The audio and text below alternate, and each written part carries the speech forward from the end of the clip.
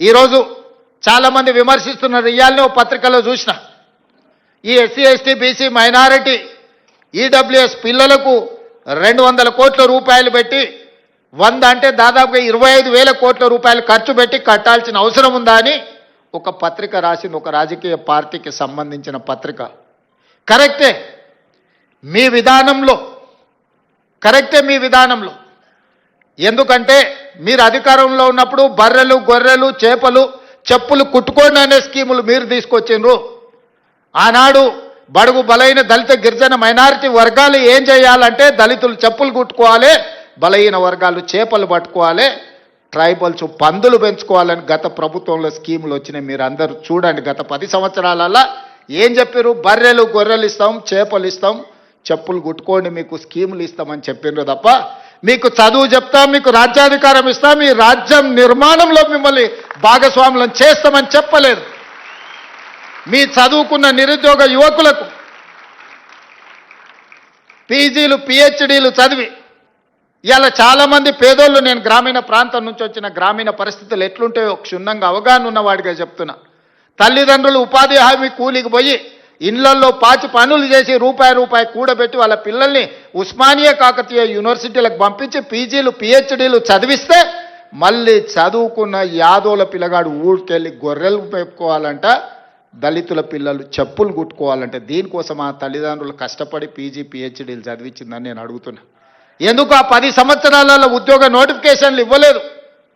ఉద్యోగ నోటిఫికేషన్ల కోసం ఉస్మానియా కాకతీయ యూనివర్సిటీల నుంచి మొదలు పెడితే అశోక్ నగర్ చౌరాస్తా వరకు నోటిఫికేషన్ల కోసం అల్లాడిన పిల్లలు లేరా? తెలంగాణ ఉద్యమంలో ఒక్కరైనా మీ పిల్లలు చచ్చిండ్రా? చచ్చిపోయిన పిల్లలందరూ ఈ పిల్లలే కదా. ఆ పిల్లలు ఉద్యోగాల కోసమే కదా సర్వం త్యాగం చేసింది. తెలంగాణ ఉద్యమంలో ముందు బాగానే నిలబడి పోరాటం చేసింది. వాళ్ళ తల్లిదండ్రులు మా బ్రతుకులు ఎట్లాగూ కూలి నాలి చేసుకొని పల్లెల్లో పేదరికంలో మగ్గిపోయినాం, మా పిల్లోడు చదువుకుంటే మా జీవితాలు బాగుపడతాయి, దాంతో మా తర్వాతి తరాలు బాగుంటాయన్న ఆలోచనతో చదివిస్తే ఉద్యోగ నోటిఫికేషన్లు ఇవ్వకుండా 10 సంవత్సరాలు వాళ్ళ జీవితాలతో చెలగాటమాడిన వాస్తవం కాదా? ఈరోజు నేను సివిల్ సొసైటీలో పనిచేసే వాళ్ళ తరఫున వాళ్ళు నన్ను కలిసి మాట్లాడినప్పుడు 23-24 సంవత్సరాల యువకుడు పోటీ పరీక్షలకు ప్రిపేర్ అవుదామని హైదరాబాద్కు వస్తే 10 సంవత్సరాలు నోటిఫికేషన్ లేకపోతే వాడి జీవితంలో 23-24 సంవత్సరాల నుంచి 35-36 సంవత్సరాల వరకు జీవితంలో నిలదొక్కుకోకుండా, పెళ్ళి లేకుండా, కుటుంబంతో ఉండకుండా ఈరోజు వాళ్ళ జీవితాలు కాలగర్భంలో కలిసిపోతుంటే ఆ తల్లిదండ్రుల దుఃఖం అనేది కుర్చీలో ఉన్నవాడికి ఉండాలి కదా. మీ కుటుంబంలో పార్లమెంటు కోడిపోతే 6 నెలలు తిరగకముందే ఉద్యోగం ఇచ్చుకున్నారు. మీ బంధువులను ప్రజలు తిరస్కరిస్తే ఎంబడెంబడే నామినేట్ పదవులు ఇచ్చుకున్నారు. మీ పిల్లలకి ఎప్పుడు ఉద్యోగాలు ఉండాలి, మీ పిల్లలకు పెద్ద పెద్ద ఫామ్ హౌజులు ఉండాలి, మీరు ఆగర్భ శ్రీమంతులుగా బెంచ్ కార్లలో తిరగాలి. మేమేం వద్దంటలేము, మీరు లావిష్ లైఫ్ మీరు గడపండి, కానీ కనీసం మా పిల్లలకు పోటీ పరీక్షలు నిర్వహించాలన్న ఆలోచన మీకు రాలే. ఇవాళ మా ప్రభుత్వం వచ్చిన మొదటి సంవత్సరంలో ఆన్ రికార్డ్ నేను ఛాలెంజ్ చేస్తున్న, ఈ దేశంలో ఏ రాష్ట్ర ముఖ్యమంత్రినైనా, ఏ ప్రభుత్వమైనా, ఏ పాలకులైనా ఒక్క సంవత్సరంలో 59,000 ప్రభుత్వ ఉద్యోగాలు ఇచ్చిన ఎవరైనా ముఖ్యమంత్రి రాష్ట్ర ప్రభుత్వం ఉంటే వాళ్ళు విధించే ఏ శిక్షకైనా నేను మా ఉప ముఖ్యమంత్రి గారు సిద్ధంగా ఉన్నాము. మా ప్రభుత్వం, మా మంత్రివర్గం మొదటి సంవత్సరంలో 59,000 ప్రభుత్వ ఉద్యోగ నియామక పత్రాలు ఏ ఎల్బీ స్టేడియంలో మేము మంత్రులుగా ముఖ్యమంత్రిగా ప్రమాణ స్వీకారం చేసినామో అదే ఎల్బీ స్టేడియంలో వాళ్ళందరినీ పిలిపించి నియామక పత్రాలు వాళ్ళ చేతులకు అందించినప్పుడు ఆ పేదవాళ్ళ తల్లిదండ్రుల కళ్ళల్లో చూసిన ఆనందం జీవితకాలం గుర్తుంటుంది. ఎందుకంటే వాళ్ళ పిల్లలు ప్రయోజకులైనప్పుడు ఆ తల్లిదండ్రుల కళ్ళల్లో కనిపించే ఆనందం ఒక గొప్ప అనుభూతి. అది మాటలకు అందదు, మాటలు చెప్పినా సరిపోవు. అట్లా 59,000 మందికి ఎల్బీ స్టేడియంలో మొదటి సంవత్సరంలోనే ప్రభుత్వ ఉద్యోగ నియామకాలు అందించి మాకిచ్చిన అవకాశాన్ని సద్వినియోగం చేసుకునే ప్రయత్నం చేస్తున్నాం. ప్రైవేట్ కార్పొరేట్ కంపెనీల్లో కూడా దాదాపుగా ఈ సంవత్సరన్నరలో 1,00,000 ఉద్యోగాలు లెక్కగట్టి ఈరోజు పెట్టుబడులు తెచ్చి మన చదువుకున్న పిల్లలకు ఉద్యోగాలు అందించినాం. కానీ ఇవి సరిపోవు. నాకు స్పష్టంగా తెలుసు. దాదాపుగా పబ్లిక్ సర్వీస్ కమిషన్ నమోదు చేయించుకుంటే నిరుద్యోగులు పట్టభద్రుల పైన చదువుకున్న వాళ్ళు 20 లక్షల మంది దాకా ఉన్నారు. వీళ్ళందరికీ ప్రభుత్వంలో ఉద్యోగ అవకాశాలు వస్తాయంటే రావచ్చు, రాకపోవచ్చు. కానీ ప్రభుత్వం పెట్టవలసిన పోటీ పరీక్షలు పెట్టి ఫలితాలను ప్రకటిస్తే వాళ్ళు జీవితంలో ఇంకో ఓపి ప్రయాణం చేస్తారు.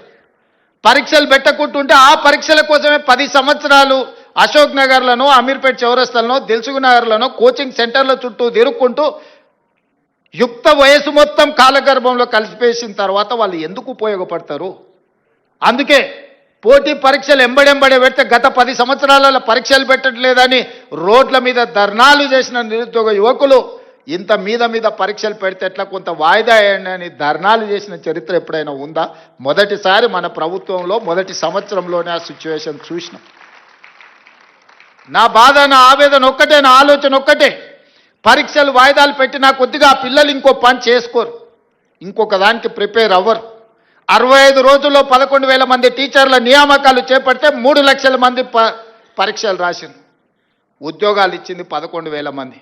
మరి దాదాపుగా 2,89,000 మంది ప్రత్యామ్నాయం ఎత్తుకుంటారు. పరీక్ష అయిపోయి ఫలితాలు వస్తే ఇక మాకు ప్రభుత్వ టీచర్ ఉద్యోగానికి అవకాశం లేదు, మేము జీవితంలో ఇంకో ప్రయత్నం చేసుకోవాలి, ఇంకో పని చేసుకోవాలని ఆ దిశగా వాళ్ళు ఆలోచన చేసుకునే అవకాశం ఉంటుంది. ఈ రకంగా గ్రూప్ 1 పరీక్షలు 563 కంబైన్డ్ స్టేట్లో కూడా అన్ని ఉద్యోగాలు ఎప్పుడు ఇవ్వలే. ఆనాడు గ్రూప్ 1 పరీక్షలు మీకు తెలుసు, గత ప్రభుత్వం పరీక్షలు పెడతామని చెప్పి పెట్టి ప్రశ్న పత్రాలు జిరాక్స్ సెంటర్లలో పల్లి బఠానీలలాగా అమ్మి వాళ్ళకు కావాల్సిన వాళ్ళను పరీక్షలలో పాస్ చేసుకున్న పరిస్థితి వస్తే పట్టుకొచ్చి లోపలేసి రద్దు చేసి కొత్త పరీక్షలు పెట్టినాం. దాదాపు 5 లక్షల మంది ఈరోజు ఆ పరీక్షలకు ప్రిపేర్ అయినాం.